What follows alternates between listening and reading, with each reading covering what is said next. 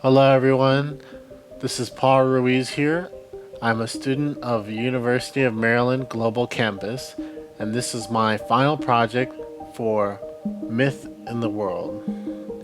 For my project, I wanted to discuss the myth and legends behind the Federal Bureau of Investigation from the United States of America.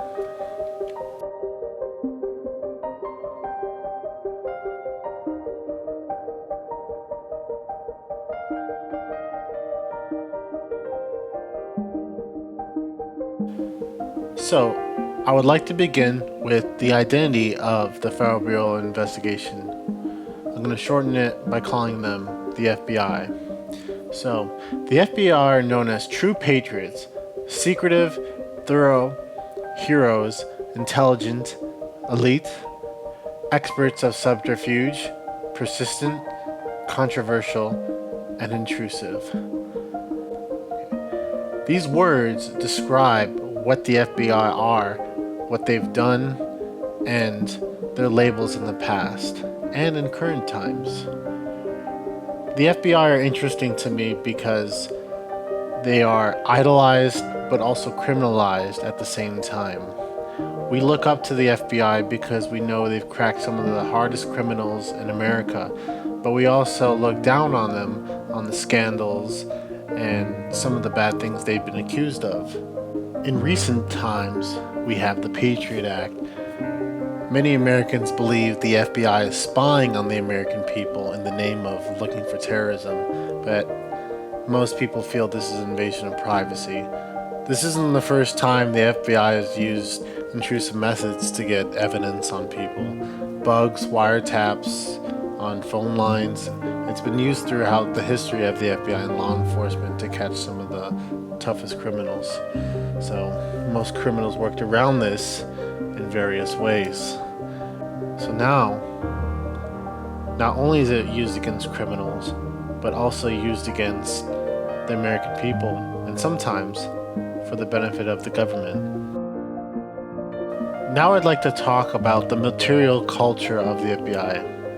There are 4 specific things I want to focus on.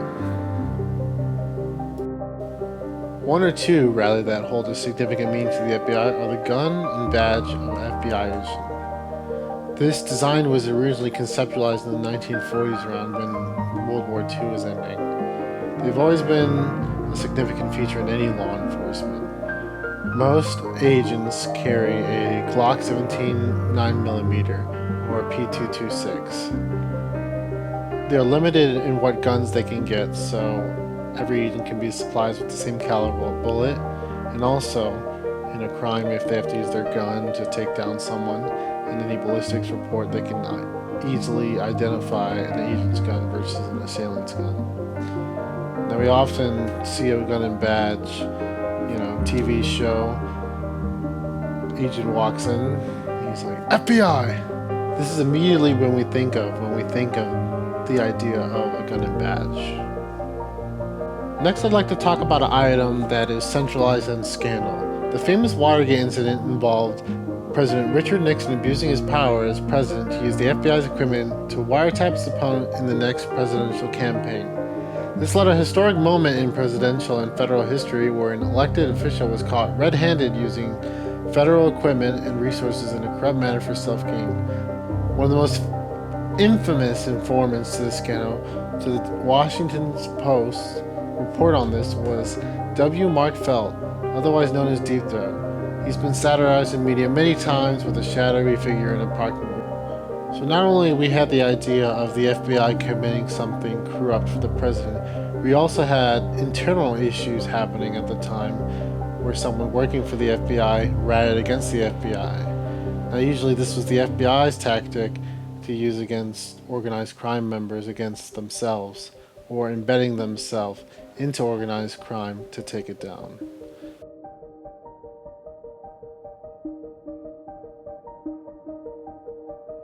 Next, I'd like to talk about a specific FBI bulletin that came out in 1985. What was famous about this bulletin was a specific table which created the ideas of making profiles for criminals, determining whether they were organized or not organized. Using this profiling system innovated the way the FBI looked at criminals. This looked at their mental psyche. They were trying to figure out what makes a criminal, what makes a serial criminal. Sometimes people had motives, sometimes they didn't. This was their way of identifying individuals and finding those anomalies so they can better profile criminals and catch them. Old-fashioned policemen and federal agents didn't take too lightly to this idea. They figured if there was a murder where someone murdered their wife, it was the husband. No questions asked. Next, I'd like to talk about a specific case file against the La Cosa Nostra organized crime family. What was special about this, out of all their organizations, the FBI were trying to pin this family under the RICO Statute and Organized Crime Control Act of 1970. Now, the agent assigned to this case was none other than Joseph Bastone. Now, if that doesn't ring a bell, his alias was Donnie Brasco. He infiltrated the organization and brought it down after years of gathering intelligence and building a case, being the key witness and asset to the venture. Now, inevitably, even after the case was over, he still had to change his identity because of all the death threats. He sacrificed his life for this one case.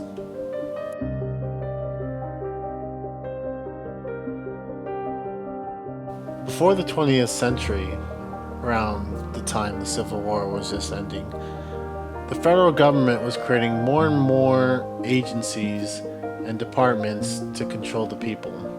The Justice Department in particular had an issue with a terrorist group called the Ku Klux Klan, who specifically terrorized African Americans after the 13th Amendment was established.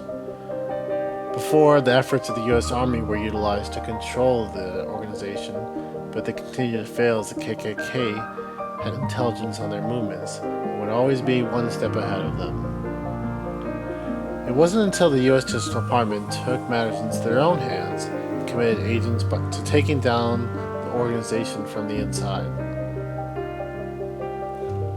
Though this technically isn't the beginning of the FBI, this event led to the conceptualization of the idea as larger menaces to America needed to be dealt with on a federal level and not a state level. By 1908, the U.S. had become a large, expanding country with the invention of the automobile being available to the masses. With that being said, crime increased.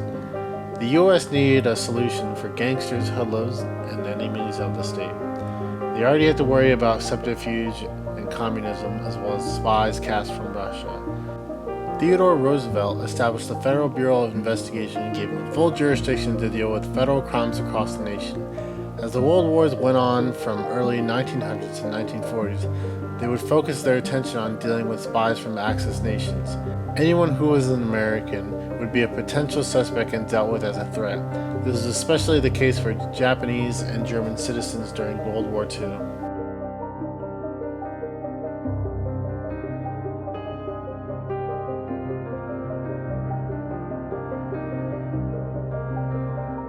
More gangsters would take place after the World Wars were over.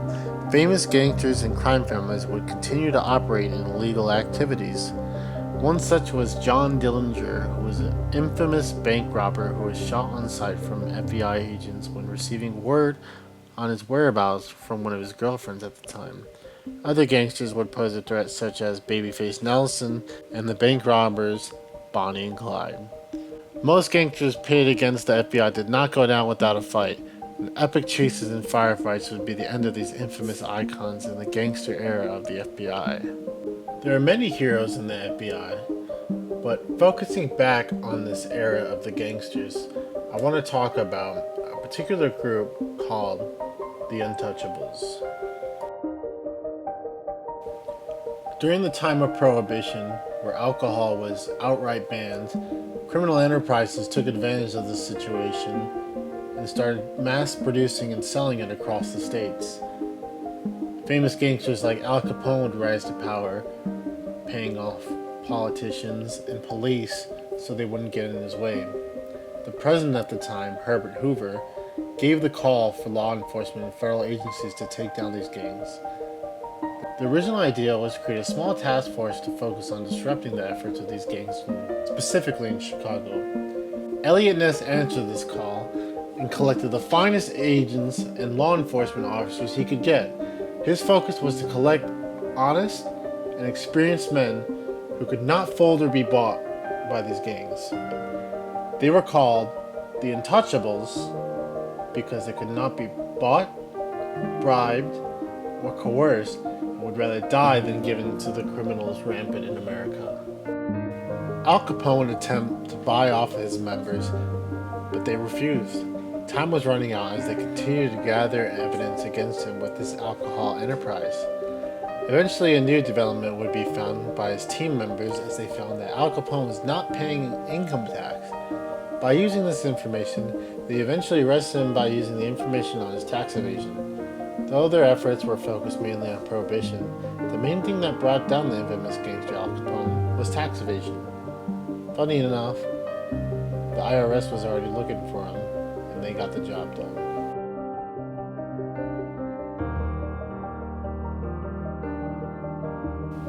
At the end, the Untouchables would seize and cut loss in income of over $9 million to bootleggers. This brought a new light to the FBI and law enforcement, not being so easily overcome with bribery and corruption. This marked a milestone in FBI history of the perfect example of avoiding temptation and evil with the opportunities presented from certain positions.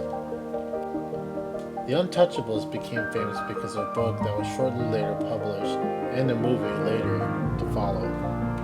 Many Americans would come to know these stories from these movies and books, and would become fascinated with the subculture of the FBI, creating more myths and legends to follow. More media and stories would pass on telling the tales of famous criminals and the law enforcement that follows them. The FBI usually were involved in these stories. One would argue the criminal perspective was always seen as more interesting than the law enforcement side. The myths and legends created helped fantasize these stories, drama, action, and thrill. The American people wanted to know how these criminals were caught and what their stories were. It is an important part of American history that is blended with its myths. Often most cases needed hard evidence, which is usually emphasized in stories, but it's not like every day there was action. Sometimes leads were needed, or sometimes there were no leads to follow.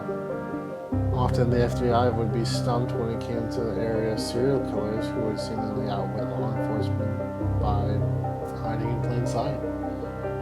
Sharing these stories helps tell the tales of tragedy when crime is committed and displays values for those committed to good. Any agent that is the centerpiece to a story involving capturing a criminal is easily seen as a hero. The truth is, it takes a collective group of individuals to get tasks done like these to get them accomplished. The agency relies on modern science and technology to gather information and evidence. Though we would like to believe the FBI might be fun while going undercover and catching criminals all the time, many lives are lost to accomplish this mission, and many people might sacrifice their personal life to dedicate themselves to their professional life.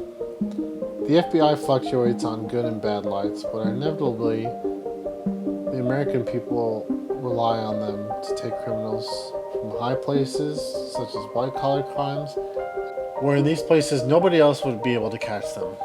We rely on the FBI to keep us safe and handle some of the more complex criminal cases that would otherwise go unsolved if left to local police.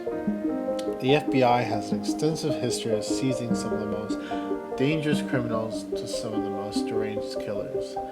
We owe it to this group for the sacrifices made and the hard work put in, despite negative connotations that may have been brought to light in the past.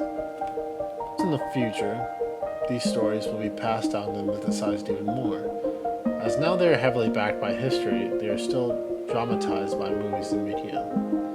I hope you enjoyed this presentation. Please let me know if you might have anything to add in the comments below. Thank you for watching.